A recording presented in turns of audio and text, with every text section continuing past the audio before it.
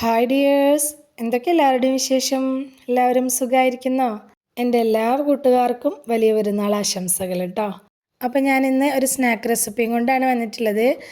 ഗോതമ്പ് പൊടി വെച്ച് ചെയ്തെടുത്തിട്ടുള്ള നല്ലൊരു സ്നാക്ക് റെസിപ്പിയാണ്. വൈകുന്നേരം കട്ടൻ ചായയുടെ കൂടെ കഴിക്കാനും മക്കളെ സ്കൂളിൽ വിട്ട് വരുമ്പോൾ കൊടുക്കാൻ പറ്റിയിട്ടുള്ള നല്ലൊരു സ്നാക്കാണ് കേട്ടോ. അപ്പോൾ വീഡിയോയിലേക്ക് പോകുന്നതിന് മുമ്പ് വീഡിയോ എല്ലാവരും ഒന്ന് സ്കിപ്പ് ചെയ്യാതെ മുഴുവനായിട്ട് കാണണേ. അപ്പോൾ നമുക്കിത് എങ്ങനെ ഉണ്ടാക്കുന്നത് നോക്കിയാലോ. അതിനായിട്ട് ആദ്യം തന്നെ ഒരു മിക്സിയുടെ ജാർ എടുത്ത് വെച്ചിട്ടുണ്ട്. അതിലേക്ക് 1 കപ്പ് നിറയെ ഗോതമ്പ് പൊടി ഇട്ട് കൊടുത്തിട്ടുണ്ട്. 1/4 കപ്പ് തേങ്ങ ഇട്ട് കൊടുത്തിട്ടുണ്ട്. 1/4 ടീസ്പൂൺ ഉപ്പ് ചേർത്ത് കൊടുത്തിട്ടുണ്ട്. പിന്നെ ചേർത്ത് കൊടുത്തിട്ടുള്ള മധുരത്തിന് ആവശ്യമായിട്ടുള്ള പഞ്ചസാരയാണ്. അപ്പോൾ ഞാനിപ്പോൾ ഒരു 3 ടേബിൾ സ്പൂൺ പഞ്ചസാര ചേർത്ത് കൊടുത്തിട്ടുണ്ട്. അതും കൂടി ചേർത്ത് കൊടുത്തിട്ട് നല്ലപോലെ ഒന്ന് കറക്കി എടുത്തുകൊണ്ട് വരിക. ഇതപ്പോൾ നല്ലപോലെ ഒന്ന് കറക്കി എടുത്തുകൊണ്ട് വന്നിട്ടുണ്ട്. നമ്മുടെ പഞ്ചസാരയൊക്കെ ഒന്ന് പൊടിഞ്ഞ് തേങ്ങയൊക്കെ ഒന്ന് പൊടിഞ്ഞ് കിട്ടാൻ വേണ്ടിയിട്ടാണ്.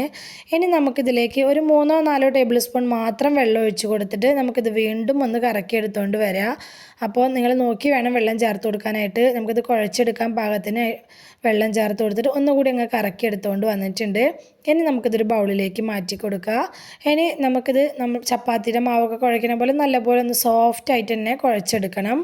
അപ്പോൾ നോക്കി മാത്രം വെള്ളം ചേർത്ത് കൊടുക്കണം കേട്ടോ. നിങ്ങളെടുക്കുന്ന ഗോതമ്പ് പൊടിക്കും തേങ്ങയ്ക്കൊക്കെ അനുസരിച്ച് വെള്ളത്തിൻ്റെ അളവിൽ ചെറിയ വ്യത്യാസം ഉണ്ടാവും. അപ്പോൾ കുഴച്ചെടുക്കുന്നതിന് മുമ്പായിട്ട് ഞാൻ അതിലേക്ക് കുറച്ച് കറുത്തെള്ളും വെളുത്തെള്ളും ചേർത്ത് കൊടുത്തിട്ടുണ്ട്. അതിന് പ്രത്യേകിച്ച് അളവൊന്നുമില്ല, നമ്മുടെ ഇഷ്ടത്തിനനുസരിച്ച് ചേർത്ത് കൊടുക്കുക. അപ്പോൾ ഒരു എള്ളോ നിങ്ങളുടെ കയ്യിലുള്ളൂ, കറുത്തത് മാത്രം ഒഴിച്ച് കറുത്തത് മാത്രം ചേർത്ത് കൊടുത്താൽ മതി കേട്ടോ. അതും കൂടി ചേർത്ത് കൊടുത്തിട്ട് നമുക്കിത് നന്നായിട്ടൊന്ന് കുഴച്ചെടുക്കണം. നല്ല ചപ്പാത്തിയുടെ മാവൊക്കെ കുഴച്ചെടുത്തേക്കുന്ന പോലെ നല്ല സോഫ്റ്റ് ആയിട്ട് തന്നെ കുഴച്ചെടുക്കണം.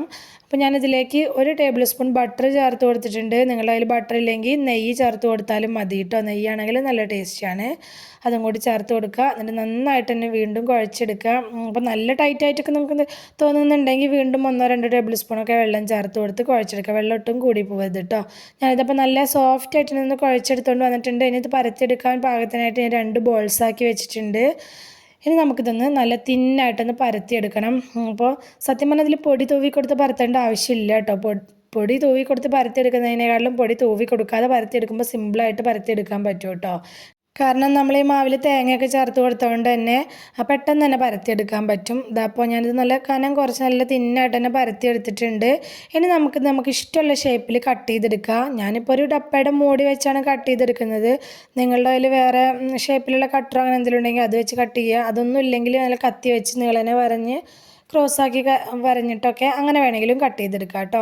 ഇതുപോലെ കട്ട് ചെയ്തതിൻ്റെ ബാക്കി ഭാഗങ്ങൾ വരുന്നതൊന്നും കളയണ്ട. അത് വീണ്ടും കുഴച്ച് പരത്തിയിട്ട് നമുക്ക് വീണ്ടും ഇതുപോലെ അങ്ങനെ കട്ട് ചെയ്തെടുക്കാം കേട്ടോ. സിമ്പിൾ പരിപാടിയാണ്, വലിയ ബുദ്ധിമുട്ടൊന്നുമില്ല. പെട്ടെന്ന് തന്നെ നമുക്കിത് ആക്കിയെടുക്കാൻ പറ്റും. ഞാനിതപ്പോൾ ആദ്യത്തെ ട്രിപ്പ് ആക്കി എടുത്തിട്ടുണ്ട്. ഇനി അതുപോലെ തന്നെ ബാക്കിയുള്ളതെല്ലാതും ഇതുപോലെ തന്നെ കുഴച്ച് ബാക്കി വരുന്ന ഭാഗം വീണ്ടും കുഴച്ച് അങ്ങനെ പരത്തിയെടുക്കുക. പിന്നെ സബ്സ്ക്രൈബ് ചെയ്യാതെ കാണുന്ന നമ്മുടെ പുതിയ കൂട്ടുകാർ ആരെങ്കിലും ഉണ്ടെങ്കിൽ പ്ലീസ് ഒന്ന് സബ്സ്ക്രൈബ് ചെയ്ത് സപ്പോർട്ടാക്കണേ. ഞാനിടുന്ന പുതിയ വീഡിയോസിൻ്റെയൊക്കെ നോട്ടിഫിക്കേഷൻ കിട്ടാനായിട്ട് ആ ബെൽ ബട്ടണും കൂടി ഒന്ന് ക്ലിക്ക് ചെയ്ത് വെക്കണം കേട്ടോ.